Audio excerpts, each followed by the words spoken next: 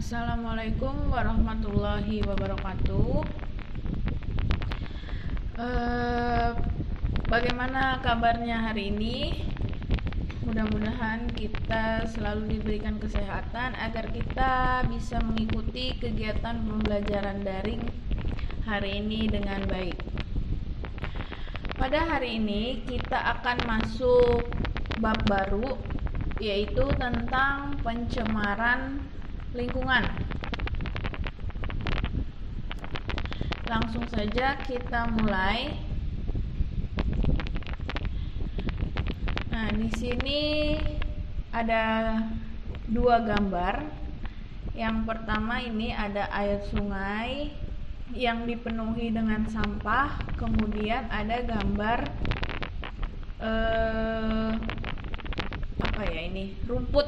rumput atau ilalang atau sampah, ada sampah juga kali ya di sini yang dibakar. Nah, gambar di atas menunjukkan beberapa hal yang terjadi di lingkungan kita.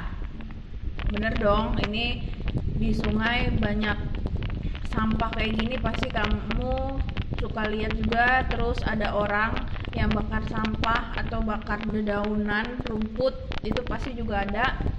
Gambaran tentang apakah itu? Nah, dari gambar ini, gambar kedua ini kira-kira apa yang terjadi sama lingkungan kita? Nah, dari gambar tadi bisa kita simpulkan adalah terjadinya pencemaran karena sampah tadi tidak dibuang di tempat pembuangan sampah, tapi di sungai, sehingga bisa menyebabkan pencemaran air. Sedangkan gambar yang kedua, nih gambar yang kedua itu adalah pencemaran udara karena asap yang ditimbulkan oleh pembakaran sampah itu bisa menurunkan kadar oksigen di udara, seperti itu. Apa sih pencemaran itu? Pencemaran lingkungan adalah masuk atau dimasukkannya makhluk hidup, zat, energi, atau komponen lain ke dalam lingkungan hidup oleh kegiatan manusia sehingga kualitasnya menurun dan menyebabkan lingkungan tidak berfungsi sesuai fungsinya. Jadi pencemaran lingkungan itu biasanya di lingkungannya itu ada zat-zat berbahaya yang bisa mengganggu ekosistem lingkungan itu sendiri. Nah, zat yang dapat mencemari lingkungan atau zat yang dapat mengganggu kelangsungan makhluk hidup disebut dengan polutan. Ya, polutan adalah zat yang dapat mencemari lingkungan. Polutan ini dapat berupa zat kimia, debu, suara, radiasi, atau panas yang masuk ke dalam lingkungan. Kapan suatu zat disebut polutan? Yang pertama, kadarnya melebihi batas kadar normal. Jadi pemakaiannya itu berlebihan. Yang kedua, berada di tempat yang tidak seharusnya. Misalkan di air, seharusnya dia dihidupi oleh banyak ekosistem sungai. Itu kalau ada limbah, kalau ada polutan, pasti ekosistem yang ada di dalam sungai pasti akan mati. Jadi seharusnya tempat polutan itu tidak di air, tapi sekarang ya kita lihat sendiri, sekitar kita pun rata-rata sudah banyak yang tercemar.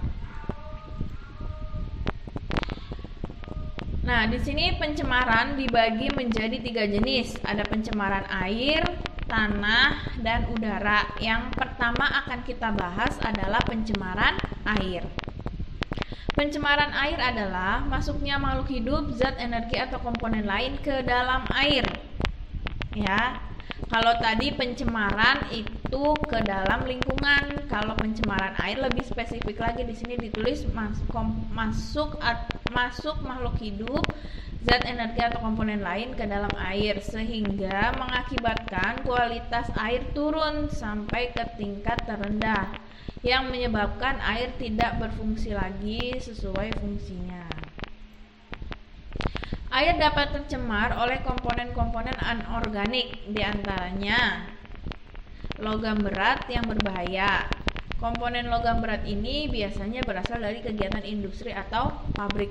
Anorganik itu berarti sampah-sampah yang tidak bisa diuraikan, yang tidak bisa diuraikan oleh mikroorganisme. Selanjutnya, apa aja faktor penyebab dari pencemaran air? Yang pertama itu limbah industri atau limbah pabrik. Jenis-jenis logam berat yang berasal dari limbah industri biasanya ada raksa, timbal, dan kadmium. Yang biasanya ketiga logam ini sangat berbahaya bagi manusia atau makhluk hidup. Seharusnya industri atau pabrik itu punya tempat pengolahan limbah sendiri, sehingga kalau memang nanti dialirkan ke sungai, ke air, itu sudah bagus sudah tidak menjadi limbah. Maksudnya tuh diturunin kadar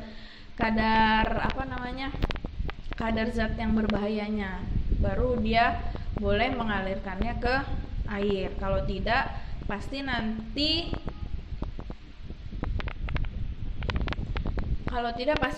ini makhluk hidup yang ada di air tersebut akan mati.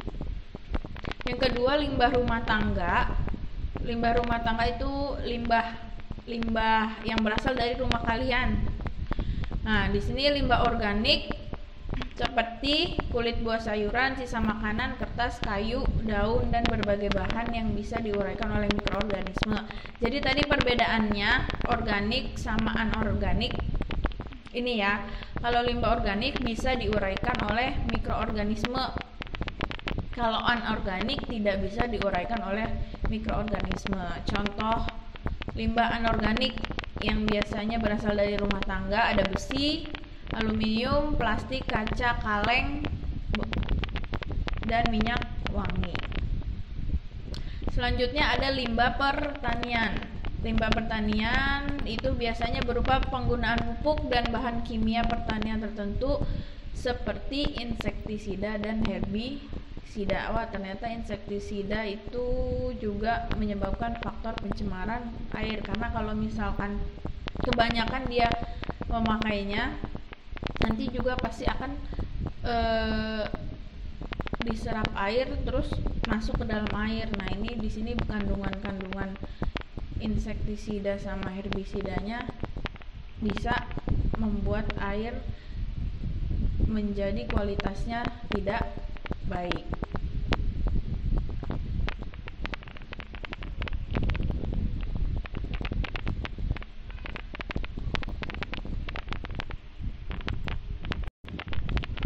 Selanjutnya adalah dampak pencemaran air. Yang pertama, penurunan kualitas lingkungan. Nah, penurunan kualitas lingkungan itu contohnya pembuangan limbah organik dapat menyebabkan peningkatan mikroorganisme atau kesuburan tanaman air sehingga menghambat masuknya cahaya matahari ke air. Hal ini menyebabkan berkurangnya kandungan oksigen yang terlarut dalam air sehingga mengganggu keseimbangan ekosistem di dalamnya. Yang kedua, gangguan kesehatan. Air limbah yang tidak dikelola dengan baik akan menimbulkan berbagai penyakit. Ya, penyakit yang dibawa itu biasanya mengandung virus dan bakteri. Selanjutnya mengganggu pemandangan dan mempercepat proses kerusakan benda. Ini mengganggu pemandangan, iya ya, kali atau sungai yang banyak sampahnya, kita melihatnya juga tidak enak. Kemudian mempercepat proses kerusakan benda. Kalau benda yang lama-lama terendam air yang kotor, pasti dia akan rusak, bisa juga berkarat nanti. Cara penanggulangan pencemaran air. Yang pertama, membuat kolam stabilisasi. Kolam stabilisasi adalah air limbah yang diolah secara alamiah untuk menetralkan zat-zat pencemar sebelum air limbah dialirkan ke sungai. Nah, ini tadi yang maksud Ibu. Harusnya pabrik limbah punya ini kolam stabilisasi, agar ketika nanti air limbahnya sebelum dibuang ke sungai itu dia airnya sudah bersih atau mengurangi kadar-kadar zat pencemarnya. Ada IPAL, instalasi pengolahan air limbah. Pengolahan air limbah ini menggunakan alat-alat khusus dan ada 3 tahapan. Yang pertama primary treatment, secondary treatment, dan tertiary treatment.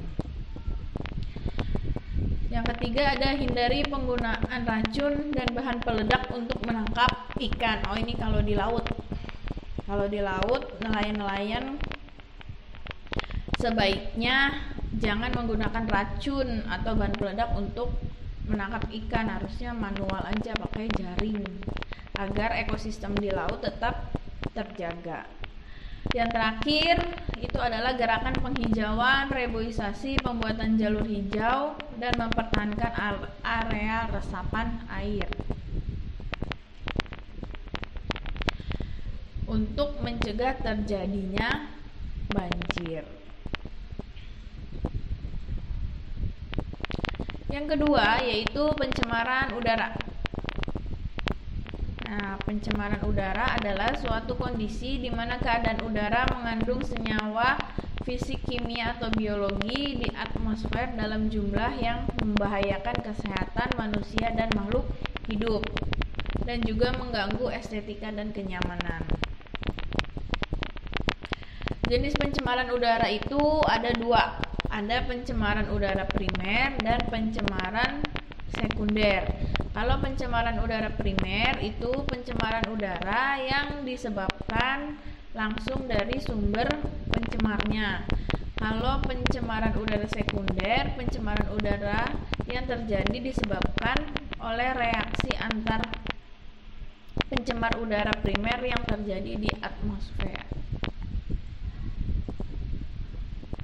Faktor penyebab terjadinya pencemaran udara. Yang pertama, aktivitas alam. Kalau aktivitas alam ini tidak bisa dihindarkan ya. Nah, bencana alam seperti meletusnya Gunung Merapi. Nah, itu kalau meletusnya Gunung Merapi kan kita tidak bisa menghalangi. Dia memang udah aktivitas alamnya seperti itu.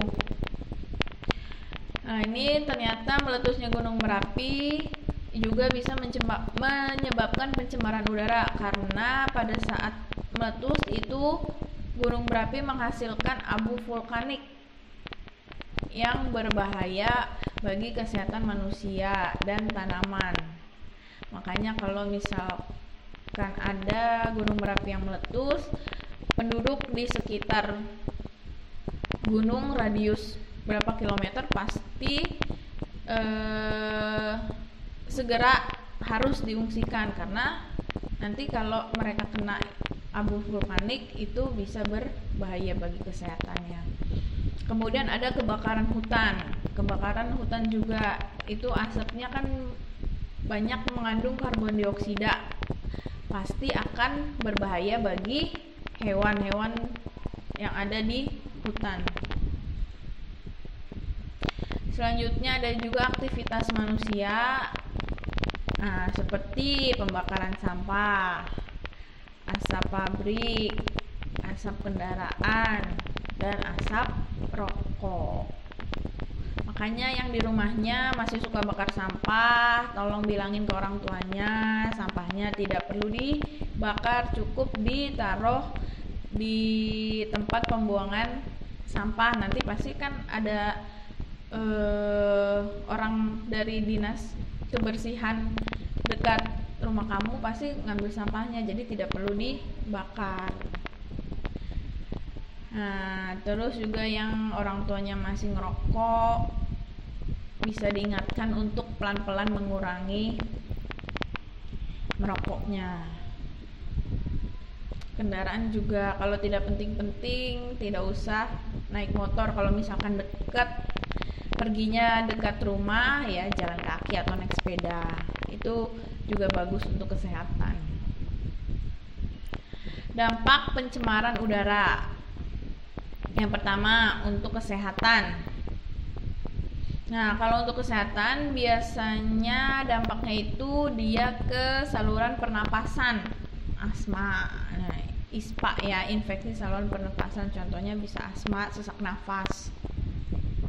Selanjutnya tumbuhan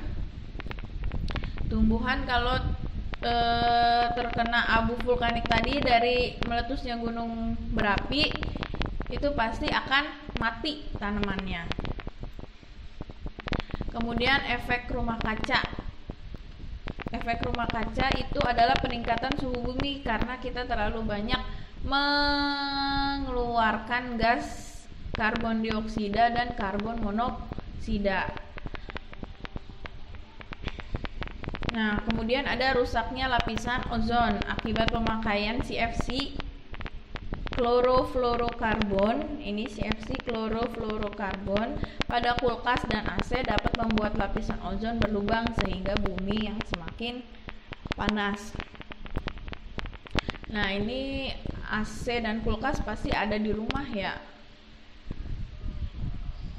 Jadi ya kalau bisa dikurangi aja pemakaiannya. Kalau AC kalau tidak penting-penting banget untuk dinyalakan, tidak usah dinyalakan. Cara penanggulangan pencemaran udara. Yang pertama, mengurangi pemakaian kendaraan bermotor. Tadi udah Ibu bilang, kalau misalkan mau pergi ke tempat yang dekat rumah, itu kalau bisa jalan kaki atau naik sepeda. Nah, karena asap kendaraan yang dikeluarkan dari kendaraan adalah zat CO2 atau karbon dioksida yang dapat mencemari udara. Melakukan penanaman pohon. Dengan melakukan penanaman pohon, kita bisa mengurangi pencemaran karena pohon menghasilkan oksigen. Memproduksi kendaraan ramah lingkungan seperti kendaraan listrik, baik kendaraan pribadi atau kendaraan umumnya. Mudah-mudahan ini bisa terrealisasikan di negara kita. Hindari bakar sampah sembarangan. Nah, ini kalau tidak perlu banget atau kalau bisa tidak usah lah sampah-sampah tuh dibakar.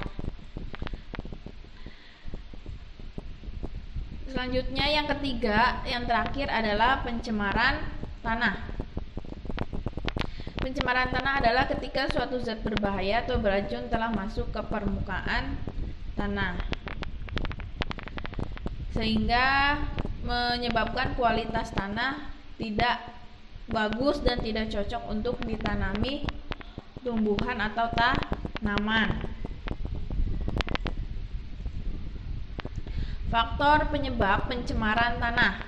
Yang pertama, limbah domestik.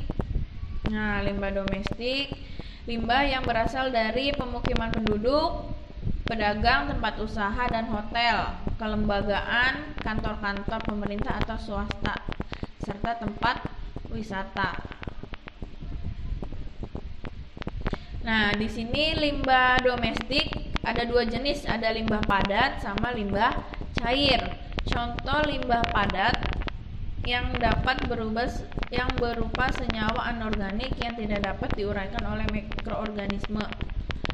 Berarti ini sama seperti plastik, keramik, kaleng-kaleng yang menyebabkan tanah menjadi kurang subur.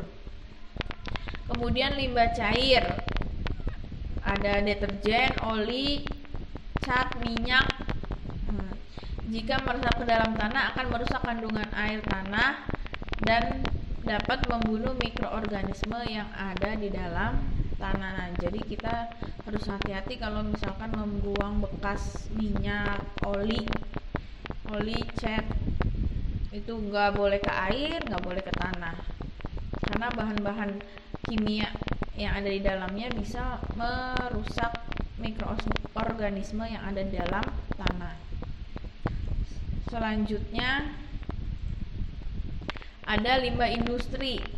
Nah, limbah industri berarti limbah yang berasal dari industri atau pabrik. Di sini juga dibagi menjadi dua jenis. Ada limbah industri yang padat sama limbah industri yang cair. Kalau padat itu biasanya bentuknya sisa pengolahan pabrik gula, kertas, pengawetan buah, ikan, dan daging.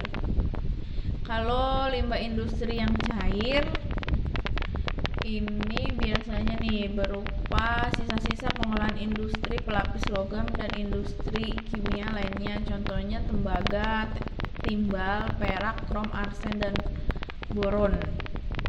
Ini juga bisa mencemari tanah. Selanjutnya ada limbah pertanian. Limbah pertanian yang berupa sisa pupuk sintetik untuk menyuburkan tanah atau tanaman tanah itu bisa tercemar. Contohnya pupuk urea dan pestisida untuk memberantas hama tanaman.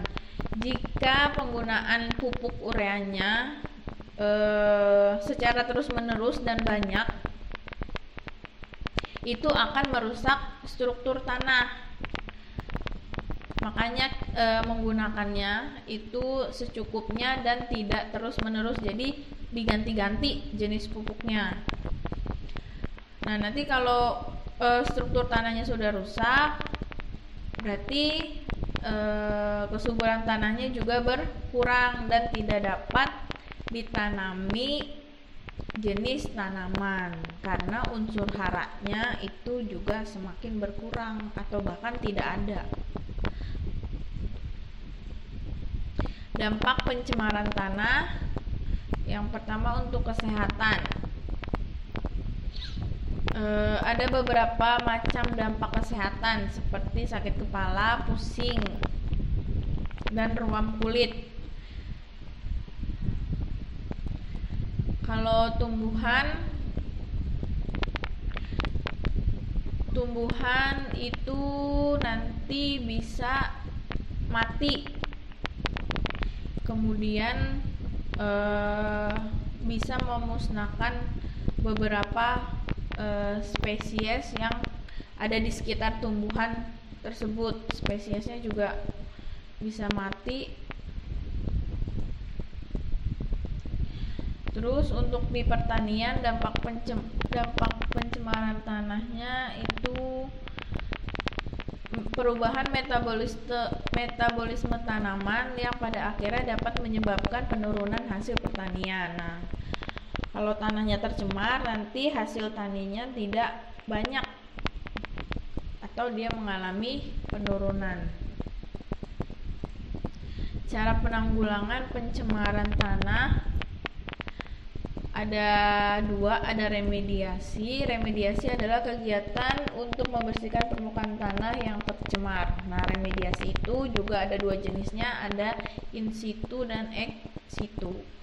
Terus yang kedua ada bioremediasi. Bioremediasi adalah proses pembersihan pencemaran tanah dengan menggunakan mikroorganisme berupa jamur dan bakteri. Tujuannya untuk memecah zat pencemar menjadi bahan yang kurang beracun atau tidak beracun, seperti itu. Atau kamu kalau misalkan melihat sampah plastik di tanah, ya kamu bisa mengambilnya. Itu juga cara untuk menanggulangi pencemaran tanah. Oke, terima kasih atas